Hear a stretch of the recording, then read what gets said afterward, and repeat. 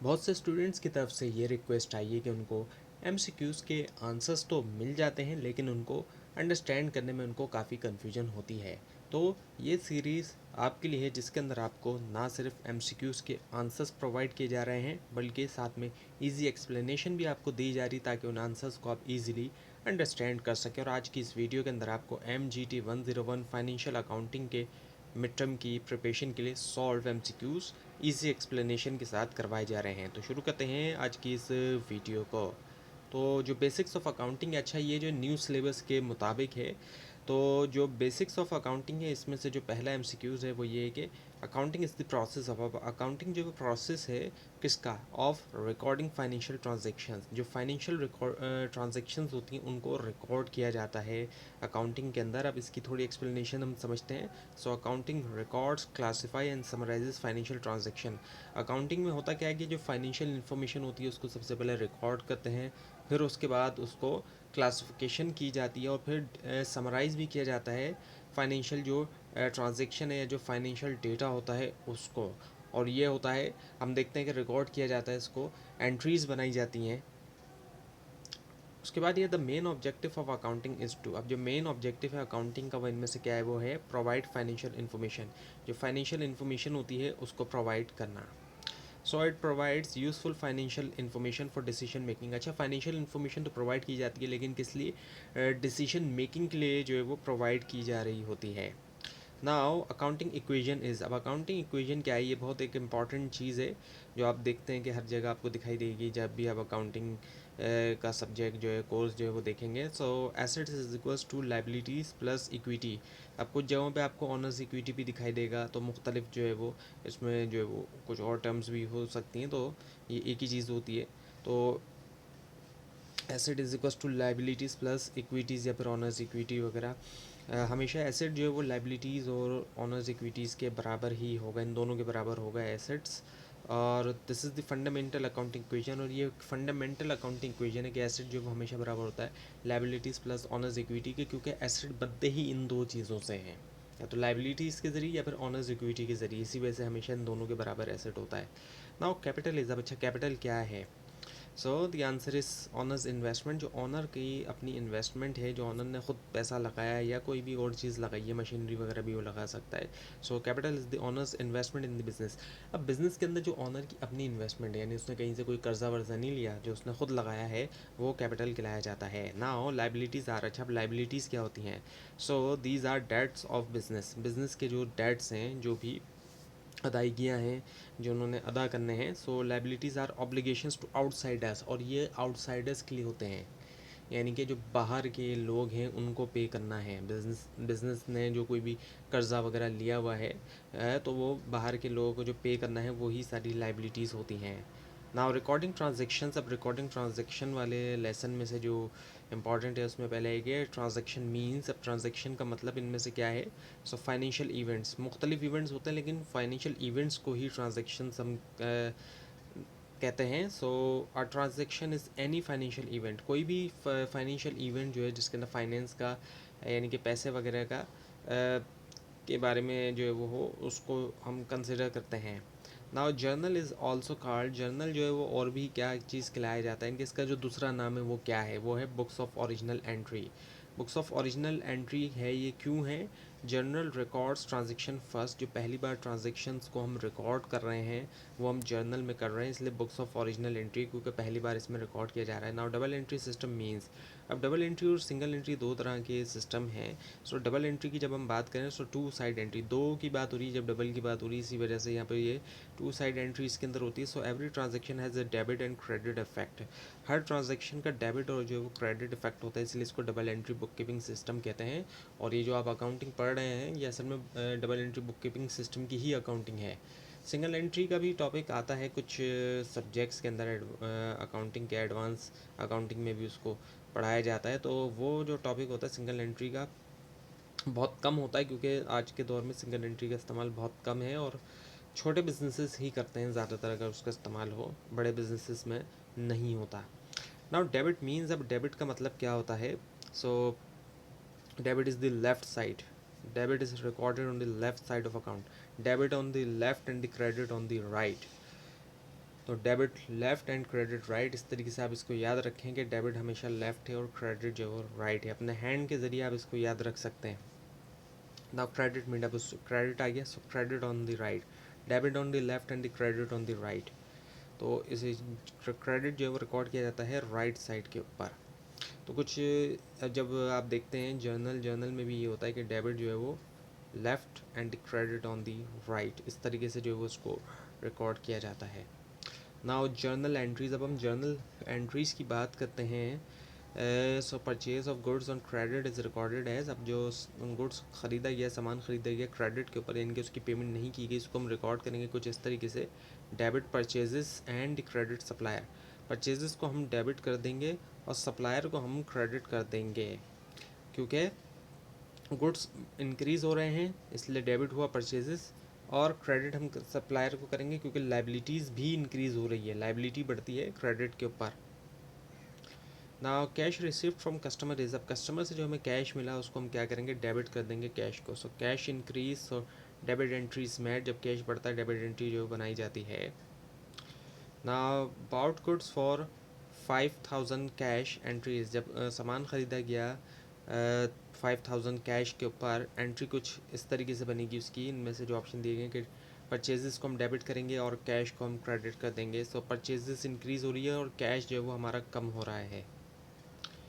Now journal entry format includes, अब जो journal entry का फॉर्मेट है वो इसमें से क्या क्या शामिल, उसमें डेट, अकाउंट और अमाउंट ये सब शामिल होते हैं। So proper journal entry includes full details, तमाम उसमें डिटेल शामिल होती है, डेट, अमाउंट और अकाउंट वगैरह। नाउ क्रेडिट सेल मीन्स, अब एक ऐसी सेल जो कि क्रेडिट है, इसका क्या मतलब है, सेल्स ऑन क्रेडिट यानी कि उधार पे बेचा जाए। So good sold without immediate cash, यानी कि फ़ौरन कैश की अदायगी नहीं की गई, बाद में की जाएगी कैश से अदायगी।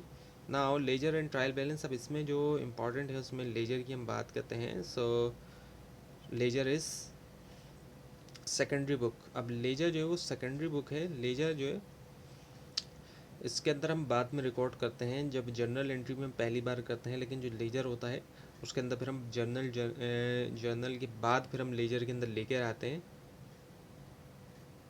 ना और trial balance is use to, अब ट्रायल बैलेंस को बनाया जाता है किस लिए, check accuracy of books, accuracy check करने के लिए, और इससे जो पता चलता है वो ये चीज़ पता चलती है, चेक से debit is equal to credit balance, debit और क्रेडिट बराबर होते हैं तो काफ़ी हद तक एक्यूरेसी फाइंड हो जाती है। अब ये नहीं कह सकते कि बिल्कुल ही एक्यूरेसी है, लेकिन काफ़ी हद तक एक्यूरेसी फाइंड आउट हो जाती है ट्रायल बैलेंस से। So if trial balance does not agree, it means, अब एग्री ना करे यानी कि डेबिट क्रेडिट बराबर नहीं है, तो इसका मतलब क्या है, एरर एग्जिस्ट, एरर हो सकते हैं। So difference shows accounting errors आ सकते हैं। नाउ लेजर कंटेन्स, अब लेजर के अंदर क्या होता है, accounts. So ledger contain individuals account होते हैं, क्लासीफाई किया जा रहा होता है एक्चुअली लेजर के अंदर हम देखें तो। Now trial balance is prepared from, अब ट्रायल बैलेंस को बनाया जाता है इनमें से किसके ज़रिए, किससे बनाया जाता है, इनके किस डेटा का इस्तेमाल करके ट्रायल बैलेंस बनाया जा रहा है। So it's prepared from ledger से बनाया जाता है। So it is based on ledger balances, अब लेजर से जो बैलेंसेस आते हैं उन्हीं से ट्रायल बैलेंस जो है वो बनाया जाता है। जर्नल बना, फिर लेजर बना, और फिर ट्रायल बैलेंस बनता है। Now financial statement, so financial statement includes, financial statements बहुत सारे हैं, लेकिन जो यहाँ पर ऑप्शन दिए गए इनमें से बहुत सारे सिमरा दिए गए, इनसे ज़्यादा है, दो से ज़्यादा हैं। सो the answer is income statement and balance sheet, ये दो जो है, और ये दो मेन सबसे ज़्यादा जो यूज़ होने वाले फाइनेंशियल स्टेटमेंट है। So they show financial position and performance, financial position भी पता चलती है इनसे और परफॉर्मेंस भी पता चलती है ऑर्गेनाइजेशन की, कि फाइनेंशियली तौर पे कितने मुस्तहकम हैं, कितनी पोजीशन जो है वो स्ट्रॉन्ग है, और परफॉर्मेंस क्या चल रही है। नाउ इनकम स्टेटमेंट शो करता है इनमें से क्या, प्रॉफिट या लॉस शो करता है। So it shows business performance, income statement से परफॉर्मेंस पता चलती है, जबकि पोजीशन पता चलती है बैलेंस शीट से। एंड बैलेंस शीट शोज, अच्छा बैलेंस शीट शो करती है क्या, फाइनेंशियल पोजीशन, तो फाइनेंशियल पोजीशन हमें कैसे मालूम होगी, so it shows assets, liabilities and equities. अब बैलेंस शीट अच्छा बनाई भी जाती है उस इक्वेशन को ही सामने रखते हुए कि asset is equal to liabilities plus owners equity वाली जो इक्वेशन है, जहाँ पर एसेट जो है वो बराबर होता है लाइबिलिटी प्लस ऑनर्स इक्विटी या फिर इक्विटी जिसे हम कहते हैं। तो इसी चीज़ को सामने रखते हुए ही बैलेंस शीट बनाई जाती है। तो हमें इससे पता चलता है कि हमारे कितने एसेट्स हैं और उन एसेट्स के बदले हमारी कितनी लाइबिलिटीज़ हैं और कितनी इक्विटी है। हमारा एसेट जो है वो क्या लाइबिलिटीज़ से बना है ज़्यादा, या हमारा एसेट जो है वो इक्विटीज़ से बना है, ये हमें पता चलता है। तो फाइनेंशियल पोजीशन हमें पता चल जाती है एग्जैक्ट उस डेट को जिस डेट को ये बनाया जा रहा है। ना प्रॉफिट इज़, प्रॉफिट क्या है? प्रॉफिट जो है revenue is more than expenses. जब रेवेन्यू इनकम ज़्यादा है और एक्सपेंसेस अखराजात वगैरह कम हैं तो फिर हमारा प्रॉफिट आता है। So profit occurs when income is higher, जब इनकम ज़्यादा होगी तो प्रॉफिट होगा। सो लॉस अकर्स, अब लॉस उसका उलट है। So the answer is expenses are greater than revenue. So when the expenses are more than revenue and cost exceed income, so there is a loss. तो loss होगा जब अखराजात ज़्यादा हो जाएंगे, इनकम आमदनी कम होगी तब। So if revenue is 10,000 and expenses 6,000, revenue है, इनकम है 10,000, एक्सपेंसेस हैं 6,000, तो अब जब माइनस करेंगे रेवेन्यू में से expenses, so the answer is 4,000। So 10,000 minus 6,000 is 4 answer है। तो काफ़ी ईजी है और होना भी चाहिए। सो अब एसेट्स 50,000 हैं, लाइबिलिटीज़ 20,000 हैं, देन कैपिटल। अच्छा, अब ये थोड़े इस तरह की ट्रिकी भी आ सकते हैं कि asset is equals to liabilities plus owners equity होता है, लेकिन जो कैपिटल है ये ऑनर्स इक्विटी वाले साइड पे होता है। तो ऑनर्स इक्विटी की जगह कभी कभी इक्विटी की जगह कैपिटल का वर्ड भी यूज़ किया जाता है, जैसे कि आपको पीछे बताया गया था कि इक्विटी या ऑनर्स इक्विटी आएगा तो कैपिटल भी आ सकता है। कैपिटल उसका एक हिस्सा है, लेकिन कहीं कुछ जगहों पे कैपिटल भी आ जाता है। तो कैपिटल हो या ऑनर्स इक्विटी हो या इक्विटी हो, ये बराबर होते हैं किसके? Asset minus liability. Asset minus liability is equals to equity, capital और ऑनर्स इक्विटी। सो जब एसेट है 50,000 का और लाइबिलिटीज़ हैं 20,000 की, सो डिफरेंस जो आ रहा है वो कितना आ रहा है? 30,000। सो 30,000 इज़ द आंसर, और capital is equals to asset minus liability. Now if purchases 22,000 cash entries, अगर 22,000 कैश के ऊपर ख़रीदा गया है सामान, purchases, so the answer is purchases debit and cash is credit, क्योंकि परचेजेस बढ़ रहे हैं इसलिए वो डेबिट होगा और कैश घट रहा है तो वो क्रेडिट होगा। So goods increase and cash decreases, goods बढ़ रहे हैं, कैश घट रहा है। नाउ डेप्रिसिएशन इज, अब डेप्रिसिएशन इसमें से क्या है? डिक्रीज इन वैल्यू, जब भी डेप्रिसिएशन चार्ज की जाती है डिक्रीज होती है वैल्यू की। So asset value decreases over time, asset की वैल्यू हम देखते हैं वक्त के साथ घटती जाती है। Now accrued expense means, accrued expense का इनमें से क्या मतलब है? The answer is unpaid expense. So expense incurred but not paid, expense हुआ लेकिन पेड नहीं हुआ।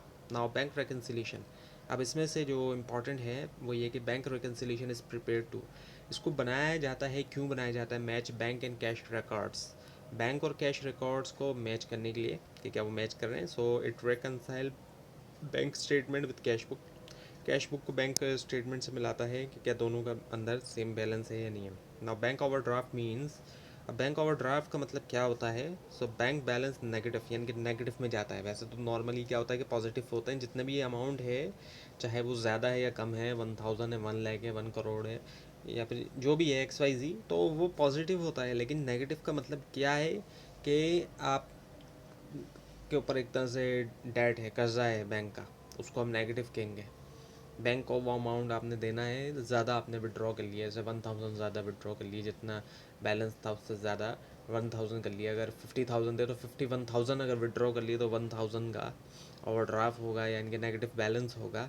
तो उसको हम कहते हैं बैंक ओवरड्राफ्ट होना, इनके नेगेटिव में जाता है। जब नेगेटिव में जा रहा है तो इसका ये मतलब तो है नहीं कि वो नेगेटिव में लिखा हुआ आएगा, बल्कि ये कि वो एक्चुअली क्या है कि वो बैंक के ऊपर आपका आप एक तरह से डेट है आपने। सो बिजनेस ओज बैंक मनी, यानी कि मकरूज़ है, बिजनेस है या इंडिविजुअल भी अगर ये काम करे तो वो मकरूज़ हो जाता है, बैंक का मकरूज़ हो जाता है। नॉर्मली तो बैंक को लोग पैसे दे रहे हैं, लेकिन इस सिचुएशन के अंदर ओवरड्राफ्ट में क्या हो रहा है कि बैंक का मकरूज़ हो जाता है कोई भी बिजनेस या फिर कोई भी इंडिविजुअल, कोई भी पर्सन। नाउ अब मिसलिनियस कुछ मिक्स MCQs हैं। So accrual basis means, accrual basis का मतलब क्या है कि रिकॉर्ड व्हेन इन अर्नड और इनकर्ड। सो एक्रूअल का बेसिस का मतलब ये है कि रिकॉर्ड तब करें जब अर्न किया जाए या इनकर्ड हो, यानी कि जब इनकम अर्नड हो गई चाहे कैश नहीं भी रिसीव हुआ तो उसको रिकॉर्ड किया जाएगा, और एक्सपेंसेस इनकर्ड हो गए चाहे अभी पे नहीं किया तब भी, सो इसको हम एक्रूअल बेसिस कहते हैं। सो इनकम और एक्सपेंस रिकॉर्डेड व्हेन दे अकर, जब वो हो गए तो आप कर लेंगे, यानी कि कैश से फ़र्क नहीं पड़ता। जब कैश पे करेंगे तो फिर वो एक अलग चीज़ होगी कि वो पेएबल से आ जाएगा रिसीप्ट वगैरह या जो भी है, लेकिन यहाँ पर मामला ये कि इनकर्ड या अकर की बात हो रही है। So provision for doubtful debt है, अब जो प्रोविजन फॉर डाउटफुल डेट है वो इनमें से क्या है, वो है एक्सपेक्टेड लॉस होता है वो। सो एस्टिमेटेड बैड डेट्स जिसको हम कहते हैं, यानी कि एस्टिमेट हम कर लेते हैं कि इतना जो है वो बैड डेट है, इतना पैसा जो है वो इतना से डूबेगा।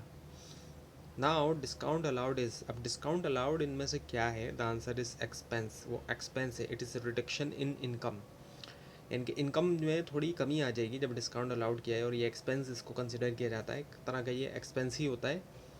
सो बिजनेस साइकिल की और बेसिक्स की अगर हम कुछ देखें एमसीक्यूज़, और सो अकाउंटिंग साइकिल स्टार्ट होती है, अगर हम अकाउंटिंग साइकिल को हम देखें किसके साथ स्टार्ट होती है, ट्रांजैक्शन के साथ। ट्रांजैक्शन सबसे पहले होती है। So the accounting cycle begins with a financial transaction which is then recorded in books. Accounting cycle की शुरुआत हो जाती है एक फाइनेंशियल ट्रांजैक्शन के साथ, और फिर उसको बुक्स में रिकॉर्ड किया जाता है, उसकी जर्नल एंट्री बनती है, जर्नल बनता है, और फिर आगे प्रोसेस चलता है, साइकिल चलती है एक्चुअली। सो जर्नल एंट्री अफेक्ट करती है इनमें से किसको, टू अकाउंट्स को। तो ये जो जर्नल एंट्रीज बनती हैं ये actually double entry book keeping system के मुताबिक होती हैं, इसी वजह से ये दो अकाउंट्स को अफेक्ट कर रही होती हैं, एक डेबिट साइड और एक credit side, debit on the left and the credit on the right. So, under double entry system, every journal entry affects at least two accounts, debit and credit। वही चीज़ यहाँ पर है कि double entry book keeping system के मुताबिक at least दो account जो है वो अफेक्ट होते हैं, एक debit which is on the left and the credit which is on the right. So debit on the left and the credit on the right. Now credit increases in, credit जो है वो बढ़ता है इनमें से किसके अंदर, so the answer is liabilities. Liabilities जो क्रेडिट पे बढ़ती है, so liabilities capital and income increases on the credit side. Liability हो गई, कैपिटल हो गया, इनकम हो गई, ये तमाम चीज़ें जो है ये क्रेडिट साइड पे बढ़ने वाली होती हैं। सो डेबिट इंक्रीजेज इन, डेबिट जो है वो बढ़ता है इनमें से किसके अंदर, किस तरफ, यानी कि एसेट। एसेट जो है वो हम देखते हैं कि बढ़ता है डेबिट की तरफ। So asset and expenses increases on the debit side. इसको आप ई ए से भी याद रख सकते हैं, दोनों ई ए, एसेट एंड एक्सपेंस, ई ए, ये दोनों बढ़ रहे हैं कहाँ पर, डेबिट साइड के ऊपर। So now the profit increases, अब प्रॉफिट जो है बढ़ता है किस तरफ बढ़ता है, प्रॉफिट इंक्रीजेज, इंक्रीज करता है वो क्या है इनमें से, कैपिटल को। अच्छा, profit increases honours capital in the business. जब कभी भी प्रॉफिट के अंदर इजाफा होगा तो क्या होगा, जो ऑनर का कैपिटल है उसमें इजाफा हो जाएगा, और ये कैपिटल लिखा जाता है बैलेंस शीट के अंदर ऑनर्स इक्विटी, या फिर जो इक्विटी वाली साइड है जो कि पीछे भी आपको बताया गया था। और कैपिटल भी बराबर होता है एसेट माइनस लाइबिलिटीज़ के, या फिर ऑनर्स इक्विटी भी बराबर होता है एसेट माइनस लाइबिलिटीज़ के। कैपिटल एक्चुअली उसका एक हिस्सा है, इक्विटी का एक हिस्सा है। तो कुछ फर्म्स में सिर्फ कैपिटल ही इस्तेमाल हो रहा है ऑनर्स इक्विटी साइड पे, तो ये भी होता है कि वो इसीलिए कैपिटल लिख दिया सिर्फ, ऑनर्स इक्विटी पूरा लिखने के बजाय। Now the ledger journal and trial balance, अब इससे रिलेटेड कुछ इंपॉर्टेंट हम देखते हैं। तो इसमें ledger posting comes after, ledger posting जो की जाती है वो आती है इनमें से किसके बाद, जर्नल के बाद। So transactions are first recorded in journal and then posted to ledger accounts. Transaction को पहले रिकॉर्ड किया जाता है जर्नल में और फिर पोस्ट किया जाता है लेजर अकाउंट्स के अंदर। नाउ ट्रायल बैलेंस प्रूव्स, अब ट्रायल बैलेंस प्रूव करता है इनमें से किसको, the answer is arithmetic accuracy. अच्छा, ट्रायल बैलेंस के ज़रिए अरिथमेटिक एक्यूरेसी फाइंड आउट की जाती है, इनकी जो कैलकुलेशन बेस्ड एक्यूरेसी होती है। So trial balance ensures total debits equal total credits providing mathematical accuracy. वही मैथमेटिकल जो कैलकुलेशन बेस्ड एक्यूरेसी वो इससे पता चल जाती है। हर तरह की एक्यूरेसी तो नहीं पता चल सकती, लेकिन वो पता चल जाएगी कि जो हिसाब किताब किया जा रहा है उसमें तो कोई एरर नहीं है, उसमें तो कोई मिस्टेक अगर है तो वो पता चल जाएगी। बाकी जो मिस्टेक्स हैं वो इससे पता नहीं चलती हैं, जैसे कि ऑमिट हो गई, कोई एंट्री रिकॉर्ड ही नहीं की गई, तो उसकी डेबिट और क्रेडिट साइड दोनों ही रिकॉर्ड नहीं हुई, तो उसका कोई असर ही नहीं पड़ेगा ट्रायल बैलेंस के ऊपर, क्योंकि ना तो डेबिट रिकॉर्ड हुआ है ना क्रेडिट हुआ है। तो उससे ट्रायल बैलेंस अगर नहीं भी होगी वो रिकॉर्ड, तो वो बैलेंस ही रहेगा, क्योंकि अगर एंट्री 100 अमाउंट की थी, यानी कि कैश के ऊपर परचेजेस थी, तो ना तो परचेजेस का 100 ना कैश का 100 दोनों ही का इफेक्ट नहीं पड़ेगा ट्रायल बैलेंस पे। अच्छा, book record, cash book records, cash book में रिकॉर्ड किया जाता है क्या? कैश ट्रांजेक्शन, के नाम से ही पता चल रहा है। So cash book record all cash inflows and outflows of business. अच्छा, जो कैश आ रहा है और कैश जा रहा है, ये एक्रूअल वाली चीज़ नहीं है, यहाँ पे कैश का आना और कैश का जाना है, वो रिकॉर्ड किया जाता है कैश बुक के अंदर ना। परचेज रिटर्न रिड्यूस, अब परचेज रिटर्न रिड्यूस करता है किस चीज़ को? परचेजेस को, जो परचेजेस की गई क्योंकि उनमें से कोई चीज़ हमने वापस कर दी। So return goods to supplier reduce total purchase cost, क्योंकि अब वापस कर दी जाती हैं कि वो जो चीज़ हम ख़रीदना चाह रहे थे वो नहीं है, या तो कोई चीज़ जो बताई गई वो नहीं थी, या कोई ख़राबी थी। सो सेल्स रिटर्न रिड्यूस, अच्छा सेल्स रिटर्न इसी का उलट है। सो ये रिड्यूस करता है क्या? सेल्स को। So good return by customer reduce total sales revenue. होता क्या है कि जब कस्टमर रिटर्न कर देते हैं, और वो किसी भी वजह से कर सकते हैं, जैसे कि डिफेक्टेड आ गया या वारंटी वगैरह में कोई चीज़ थी इस तरह की, रिटर्न वारंटी जो होती है, तो उसमें से क्या होता है कि उससे रिड्यूस हो जाता है जो सेल्स रेवेन्यू है, सेल्स में कमी आ गई। और ड्राइंग्स रिड्यूस, अब ड्राइंग जो विड्रॉ करता है, जो ऑनर पैसा निकालता है, उससे क्या होता है कि कमी आती है इनमें से किसके अंदर? जो कैपिटल है, कैपिटल का जो अमाउंट है उसमें कमी आती है। So owners withdrawal reduce the capital invested in business, जो उसने इन्वेस्ट किया होता है उसमें कमी आती है। ना एक्सपेंसेस डिक्रीज, अब एक्सपेंस जो होते हैं वो कमी लाते हैं इनमें से किसके अंदर? प्रॉफिट के अंदर। जितना ज़्यादा अखराजात होंगे तो उतना ज़्यादा कमी आएगी प्रॉफिट के अंदर। So expense reduce net profit of the business, जब नेट प्रॉफिट है उसमें कमी आएगी। इनकम इंक्रीजेज, जो इनकम है आमदनी, उससे इजाफा होता है किसके अंदर? प्रॉफिट के अंदर। So income increases business profit, उतना ही ज़्यादा मुनाफा होगा जितनी ज़्यादा आमदनी होगी। So accounting is called language of, accounting को लैंग्वेज कहा जाता है, ज़बान कहा जाता है किसकी? बिज़नेस की ज़बान कहा जाता है।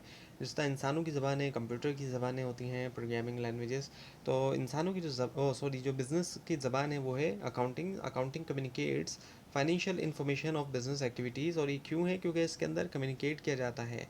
जिस तरीके से हम ज़बानों के ज़रिए हम कम्युनिकेट कर रहे होते हैं, अपना मैसेज पहुंचा रहे होते हैं दूसरों तक, इसी तरह अकाउंटिंग के ज़रिए जो फाइनेंशियल इन्फॉर्मेशन होती है उसको कम्युनिकेट किया जा रहा होता है, उसको पहुंचाया जा रहा होता है जो भी उसके यूज़र्स होते हैं इन्फॉर्मेशन के। और ये जो फाइनेंशियल इन्फॉर्मेशन होती है ये बिज़नेस एक्टिविटीज़ की होती है। सो जो बिज़नेस एक्टिविटीज़ की फाइनेंशियल इन्फॉर्मेशन होती है उसको यूज़र्स तक पहुंचाया जा रहा होता है। ना final accounts are prepared at, final accounts को बनाया जाता है, कब बनाया जाता है? एंड ऑफ ईयर, साल के आखिर में इनको बनाया जाता है। So final accounts are prepared at the end of accounting period to show profit and position. In accounts को साल के आखिर में बनाया जाता है, एक्चुअली अकाउंटिंग पीरियड के आखिर में, ताकि शो किया जाए प्रॉफिट को भी, और जो पोजीशन होती है वो भी पता चल सके, यानी कि ये पता चल सके कि कितना प्रॉफिट हुआ है, कितना हुआ है, और पोजीशन भी जिस तरीके से आपको बताया गया पीछे, फाइनेंशियल पोजीशन के एसेट्स कितने हैं, लाइबिलिटीज़ कितनी है, ऑनर्स इक्विटी कितनी है। तो ये थी आज की वीडियो। आपको इस बारे में कोई क्वेश्चन है, खासतौर पर इसमें कोई मिस्टेक दिखाई दे ज़रूर हाईलाइट कीजिए, और इस पूरी सीरीज़ को देखने के लिए और एग्ज़ाम्स की प्रिपरेशन के लिए इस चैनल को सब्सक्राइब कीजिए, बेल आइकन के ऊपर क्लिक कीजिए। Thanks for watching this video and best of luck.